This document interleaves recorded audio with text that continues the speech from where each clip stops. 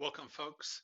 A video on more applications of integrals. In this video, we're going to be discussing the average value of a function. We'll talk about the basics, motivating the average value of a function by thinking about the average value of a set of numbers. And then we'll talk about the mean value theorem for integrals, an analogy to the mean value theorem we learned in Calculus 1. Here's a motivating problem. Suppose that we have a set of n numbers.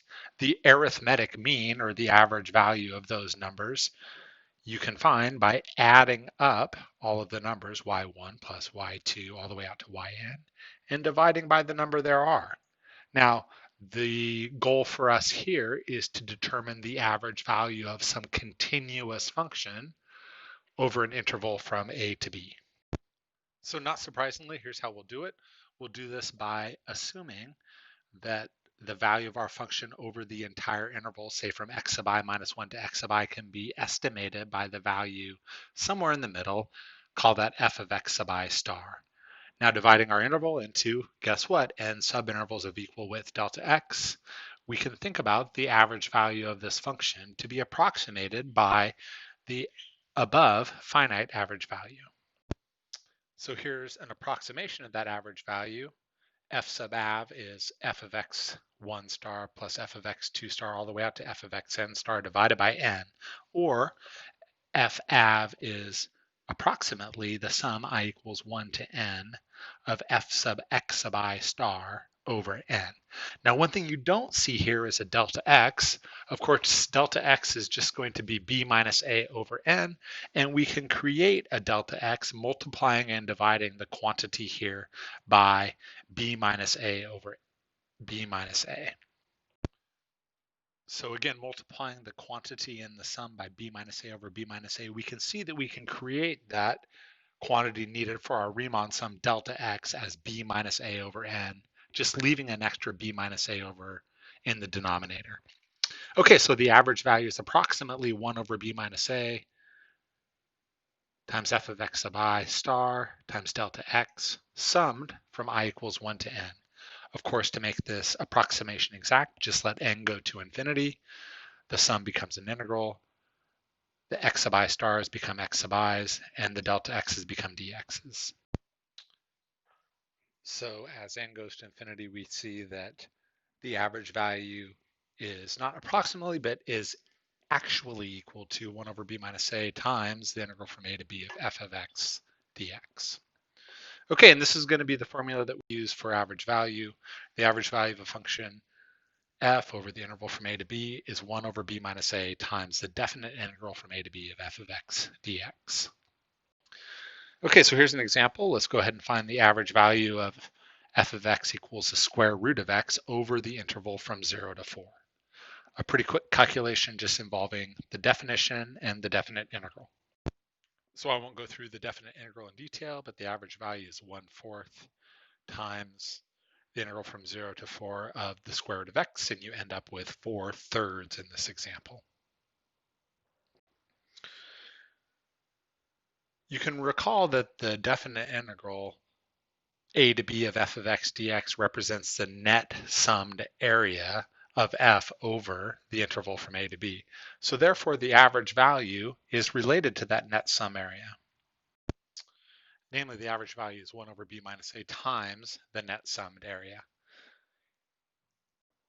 Here's an example that makes use of that fact. Let's find the average value of this function f that's just shown graphically below. So we see that this function f is a piecewise continuous function. And one thing we could do is come up with some sort of functional representation for f and integrate it over the interval from a to b.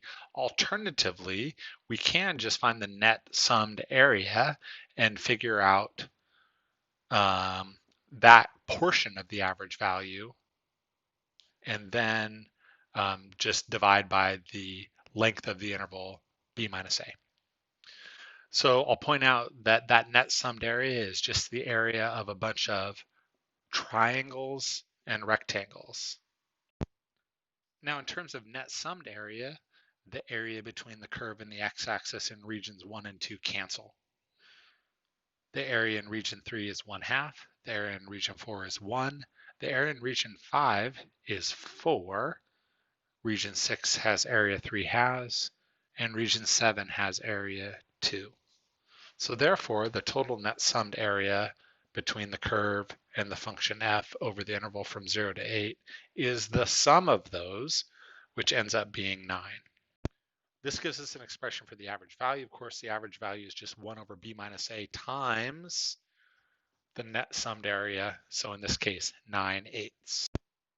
Okay, so this is an example of determining average value of a function geometrically.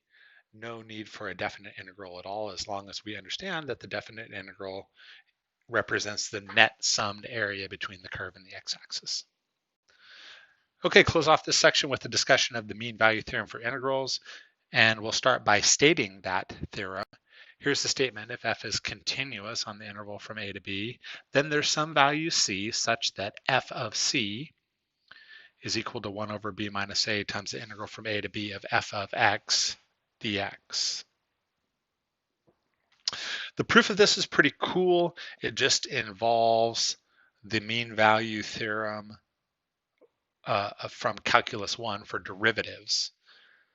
So I'll just refer you to the book for that. But for those of you who are so inclined, go ahead and set g of x equal to the integral from a to x of f of t dt. It turns out that this function g is of the form satisfying the fundamental theorem of calculus. So it's continuous on the closed interval from a to b.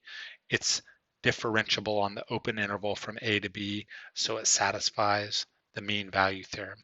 In any case, the proof here isn't so important, but I will mention that this mean value theorem has a nice geometric interpretation too that we'll get to in just a second. So here is the geometric interpretation, and it sort of comes from rewriting the mean value theorem as net summed area equals a product. So if we write that mean value theorem as a product instead, namely that the integral from a to b of f of x dx equals f of c times b minus a, then we can imagine the left-hand side as the area under the curve and the right-hand side as the area of a rectangle whose width is b minus a and whose height is f evaluated at some value c. So what this tells us is that we can take out our magical mathematical shovel and even out all of the area here to put it in here, and we'll end up with something that's the same area as a rectangle. This is a pretty cool result. Okay, so here's our first example. Find the value c satisfying the mean value theorem for integrals for the function f of x equals the square root of x on the interval from 0 to 4. So we saw a moment ago that the average value of this function is 4/3, and the mean value theorem for integrals tells us that there's some c such that f of c equals the average value. So again, a quick reminder here is that we saw that the average value of this function is 4/3, and the mean value theorem for integrals tells us that there's some c on the interval from 0 to 4 where f of c is equal to f av. So our c has f of c equal to 4/3. In other words, the square root of c is equal to 4/3. In other words, c equals 16/9. So a quick graph that illustrates that value. Here is our function, the square root function. Here is our value c at 4/3. And our value c at 16/9, and our average value 4/3. And what the mean value theorem for integrals tells us is that the integral of the under the curve is equal to the area of the blue rectangle. Okay, so they both have area of 16/3 in this case. So again, the area under the rectangle is the same as the area under the curve. Okay, folks, hope you've enjoyed this video on average value. Have a great day, and we'll see you next time. Bye-bye.